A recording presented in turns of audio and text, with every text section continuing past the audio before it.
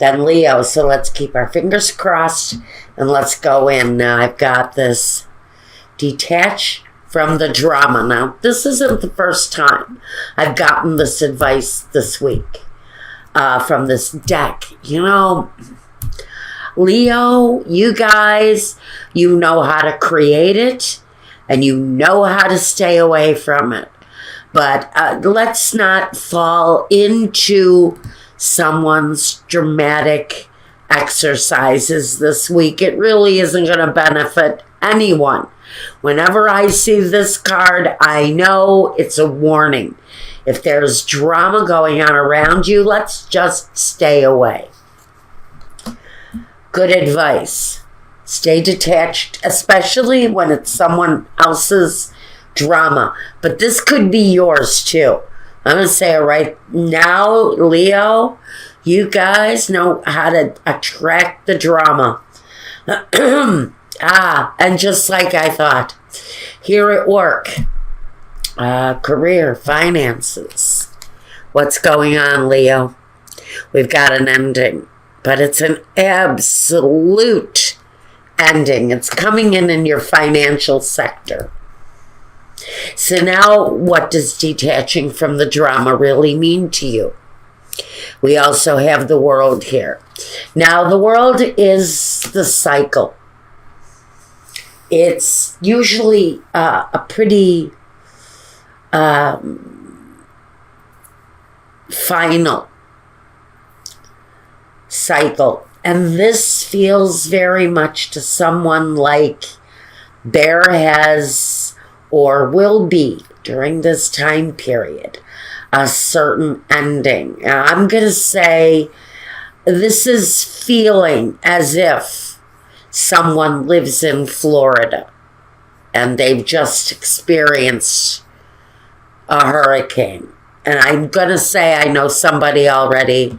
I just did a reading and I don't want that energy to really transfer over here. And it may very well be a continuation of something like that. But we have sort of this disastrous energy. And it's happening on the world stage here, it feels like. And so maybe you've got changes coming because of this disruptive energy. There are changes that are upsetting. They switch things up. They change things out.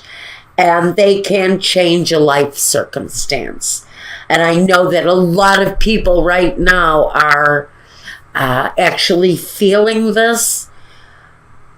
It's just on such a big scale for right now. I think we've got a lot of people, especially in the U.S., especially the South, especially out West, especially floods in India.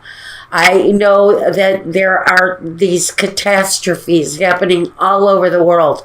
So we're dealing with catastrophes on a very large scale. But now I have this card, and maybe this is really an ultimate warning for everyone. When it says detach from the drama, does this mean that when they say evacuate for safety and you don't, that's the sort of drama that we need to pay attention to and need to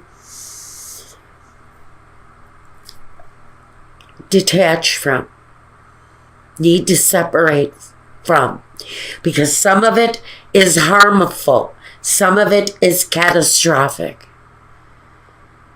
And so detaching from the drama for Leo on so many levels right now can be talking about the kind of catastrophes that are playing out on a very large scale, or are we playing out our own little private catastrophes and needing to detach from the dramas that those bring?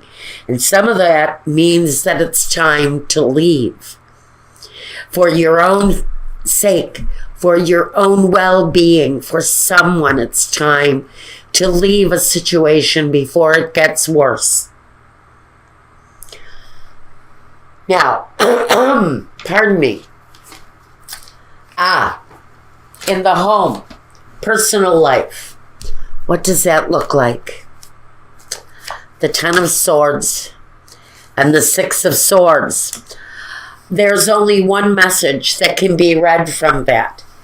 The decision that you're finished.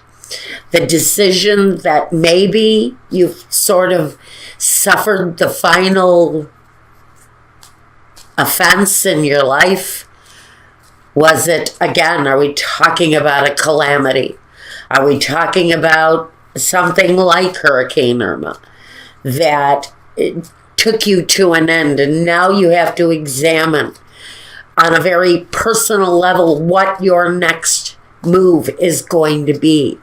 Is it a move that takes you away from a place you've called home, or a place where you just cannot deal with what you've gotten anymore? The Ten of Swords is the absolute end to the agony. And so where home is concerned, where your personal life is concerned, maybe both, maybe it's a connected issue for you. On many levels, there is endings and moving away for whoever this is talking about. Again, we get the message: detach from the drama. The road will be clearer. The choices will be of a more satisfactory kind of result. Next, what is the primary focus here? The King of Pentacles and the Magician. So what we really have here is, number one, the focus on the finance. And that's always a huge issue, especially when you're talking about that kind of catastrophe, that kind on the global scale that changes everything. And it changes your home, and it changes your partnerships and people. You see people leaving your life for the last time. And the Magician brings that energy that although there are going to be a lot of unforeseen things coming your way, you can manifest your journey the way you want it to. You can bring your life to a place of change. You have it within you to create your life.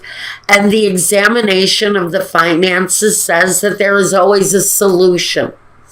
Whether the solution is there in front of you just now, or the King of Pentacles talks about, in certain circumstances, that guy that handles the finances, the insurance, the contracts, the family savings that needs to remain secured. The Magician is that change, but it's all up to you how you want the future to look. You can create it any way you want to. With the King of Pentacles, though, that brings a big amount of attention on the question financially. What are we going to do next? What will we be able to manifest on a financial level, on a level of security? Now, we need to look at your surroundings and the outsiders in your life. The Two of Swords and the Knight of Cups. Two of Swords. It's the mental stalemate. It's the difficult decision that you're having trouble with. That once the decision is made, usually the path opens up. And in your case, the choice around your surroundings, around what you see on the outside, making a choice around that really for however it plays out in your life is really about doing what is best for yourself, for your family, maybe your children, for whatever it is. This choice is supposed to be made with a sense of gratitude. and gratitude and love. And so I think you're taking into consideration the things around you, the things that are in question. When you look out your window, what do you see? Is there a sense that you're going to see destruction when you look out into the world? Do you not want to look at what's on the outside?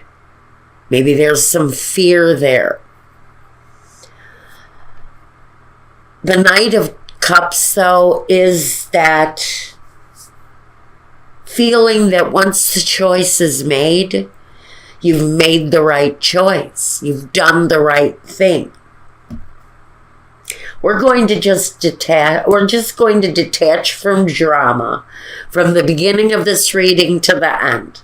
It feels to me like the less drama you have at this point in your life, the easier you're going to be able to breathe, because you're going to have, for someone, you've got serious choices to make here.